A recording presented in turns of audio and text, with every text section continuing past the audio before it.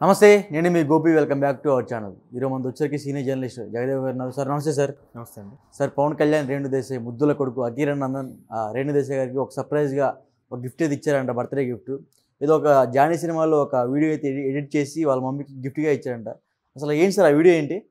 తల్లికి కొడుకు ప్రేమను ఆ విధంగా తెలియపరిచాడు. బట్ తండ్రి మీద కూడా ఉంటుందిగా.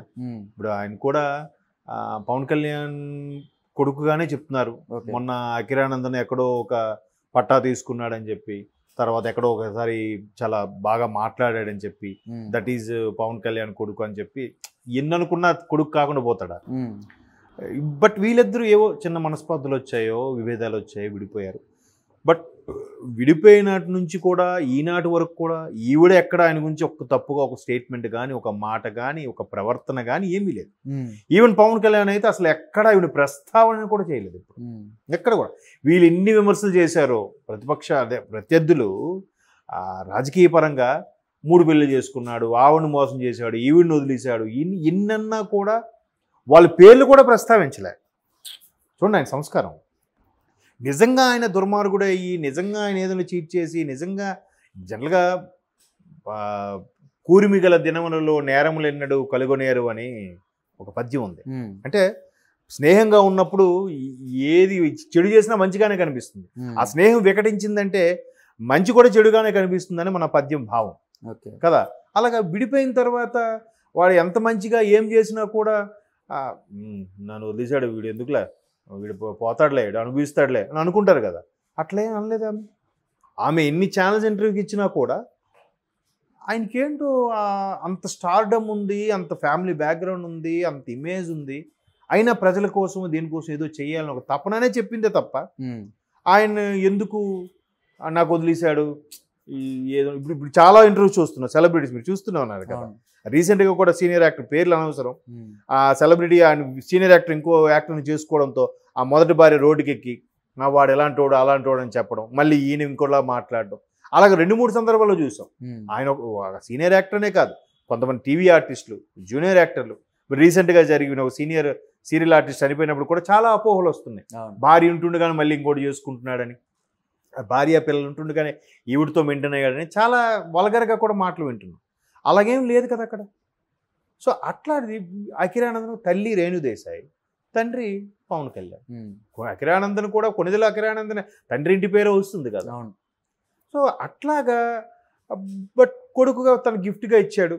మళ్ళీ మేబీ వాళ్ళిద్దరిని కలపాలనుకుంటున్నాడో, లేదంటే జస్ట్ సరే మీరిద్దరు విడిపోయినా నాకు మాత్రం తల్లిదండ్రి మీరే కదని ఉద్దేశంతోనో వాళ్ళిద్దరూ కలిసిన ఫోటో పెట్టాడు.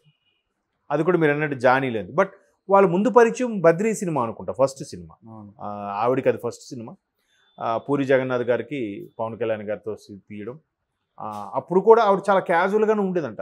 అందరూ మెగాస్టార్ గారు తమ్ముడు, పైగా పవన్ కళ్యాణ్ అప్పటికే అది 5వ సినిమా అనుకుంటా. అప్పటికి తమ్ముడు లాంటి బ్లాక్ బాస్టర్లు ఎన్నో చూసినాడు ఆయన.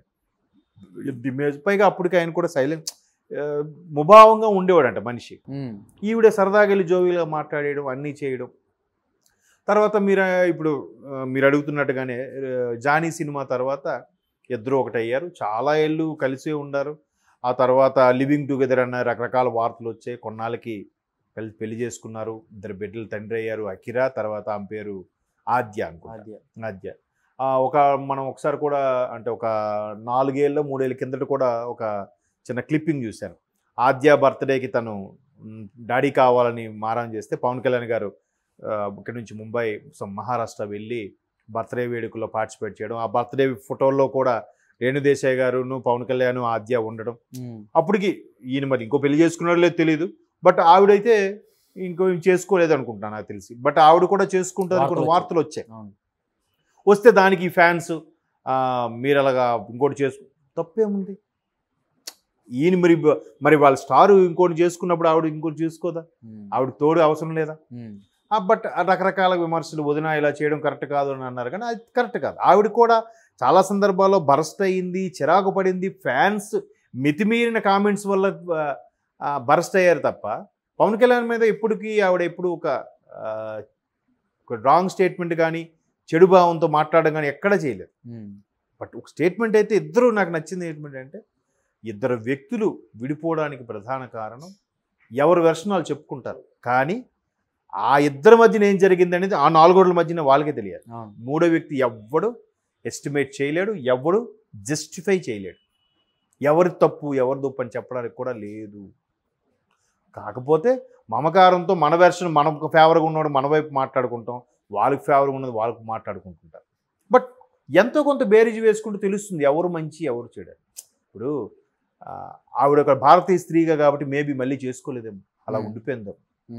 పిల్లల భవిష్యత్తు ఎక్కువగా ఎప్పుడైనా సరే తండ్రి కన్నా తల్లికే ఎక్కువగా బాధ్యత ఉంటుందని నా అభిప్రాయం.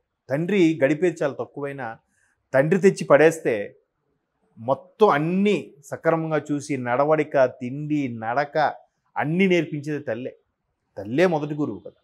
సో తల్లి ప్రాధాన్యత ఉంది కాబట్టి మేబీ ఆవిడ ఆ దృష్టిలో ఆలోచించి ఆ దృక్కోణంలో ఆలోచించి సరే వీళ్ళు కొద్దిగా పెద్దవాళ్ళు అయ్యి వాళ్ళు స్థిరత్వం పొందుతారు అనుకున్న టైంకి నేను మళ్ళీ కావాలంటే ఏదైనా బిజినెస్ చేయొచ్చు అని అనుకుందాం. మేబీ రీసెంట్గా టైగర్ నాగేశ్వర సినిమాలో కూడా యాక్ట్ చేసినట్టు పిల్లలు కొద్దిగా పెద్ద అయ్యారు. ఆ ఆద్య కూడా వేరే రామ్ చరణ్ గారు ఆడే ఫంక్షన్ దేనికో మళ్ళీ ఆమె వచ్చింది కూడా. ఎందుకంటే రామ్ చరణ్ గారు కూడా ఎక్కువగా పవన్ కళ్యాణ్ గారి పిల్లల్ని దగ్గర చేరతీయడం, వాళ్ళతో కాంటాక్ట్లో ఉండడం ఇవన్నీ చేస్తుంటారంట. అంటే చూడండి, అంటే కుటుంబం నేపథ్యం అనేది ఇట్లాగే ఉంటుంది. పవన్ కళ్యాణ్ గారు ఎలాగైతే అందరిని చూస్తే మళ్ళీ రామ్ చరణ్ గారు కూడా చిరంజీవి గారి అబ్బాయిగా మళ్ళీ ఇంటికి మగపిల్లలో పెద్దవాడుగా నెక్స్ట్ జనరేషన్లో ఆయన ఇంట్రెస్ట్ తీసుకోవడం, ప్రతిదానికి అకిరాని ఆహ్వానించడం, కలుపుకుపోవడం కుటుంబ సభ్యుల్లో, నా బాబాయ్ కొడుకే కదా, ఆ బ్లడ్ రిలేషన్ అలా ఉంటుంది. అవును. సో అట్లా ఉన్నప్పుడు ఆవిడకు కూడా పిల్లలకి ఎప్పుడు కూడా తండ్రి వైపు రిలేషన్ ఎక్కువగా బిల్డప్ అవుతుంటుంది. ఎందుకంటే ఇంటి పేరు అదే వస్తుంది కాబట్టి. సో అదే ఉద్దేశంతో తండ్రి పవన్ కళ్యాణ్ రేపొద్దున అకిరానందని కొనిదెలే అంటారు కదా, అంత మాత్రం తల్లిని వదులుకోలేడుగా. ఆ ప్రేమతో పెట్టుండొచ్చు, దాంట్లో తప్పేం లేదు. బట్ అది ఈవిడ సరదాగా షేర్ చేసింది మై సన్స్ గిఫ్ట్ అని. దానికి ఇప్పుడు పవన్ కళ్యాణ్ ఫ్యాన్స్ ఏంటంటే అమ్మ ఫోన్లే వదిన గారికి, అసలు వదిన అనొచ్చు అనకూడదు, వదిన గారికి మా మీద ఇంకా మా పవన్ కళ్యాణ్ గారి మీద కోపం లేదు, మాతోనే ఉన్నారు అని వీళ్ళు ఎవరి మట్టుకు వాళ్ళ సంకలు గుద్దుకుంటున్నారు. బట్ ఆయన ఎప్పుడు తప్పుగా మాట్లాడలేదు, ఈవిడ ఆయన గురించి తప్పుగా మాట్లాడలేదు. చాలామంది ముఖాముఖి అంటే ఒక ఆర్కే గారు ఓపెన్ హార్ట్ విత్ ఆర్కే గారు ఇంటర్వ్యూ కానీ, స్వప్న గారు చేసిన ఇంటర్వ్యూలో కానీ కూడా ఎక్కడ ఒక్క మాట కూడా పొల్లిపోకుండా తప్పుగా మాట్లాడకుండా మాట్లాడారు. అంటే అది రిలేషన్, గౌరవంగా విడిపోయారు. ఆవిడ అదే చెప్పింది, చిన్న భేదాభిప్రాయాలు మనం ఇప్పుడు విడిపోయి కలిసి ఉన్నట్టే ఒక విధంగా చక్కగా రేపొద్దున ఎదురుపడినా కూడా ఏమండి నేను అనుకున్నట్టు ఉంటుంది, బాగుంటుంది కదా మంచిగా. మరీ కొట్టుకొని దెబ్బలాడుకొని కోట్లు వరకు వెళ్ళిపోయి లాగదీసి సాగదీసి సోషల్ మీడియాకి ఎక్కిపోయి వీడు ఎలాంటి అది ఎలాంటిదా మాట్లాడుకుని తెగదింపులు చేసుకునే బదులు సఖ్యంగా వెళ్ళిపోతేనే మళ్ళీ చక్కగా ఉంటాయి. సో అందుకు ఆవిడ కొడుకుగా తనకేముంటుంది, తండ్రి తల్లిని ఒక స్క్రీన్ మీద చూసుకుంటే హ్యాపీగా ఉంటుంది కదా. సో అలాగని గిఫ్ట్గా పెట్టాడు, ఆవిడ కూడా నా కొడుకు పెట్టిన గిఫ్ట్గా పెట్టింది. దాంట్లో బాధపడడానికి ఏం లేదు, అలాగని సంకలు గుద్దేసుకొని సంబరపడడానికి ఏం లేదు. Okay sir, thank you sir.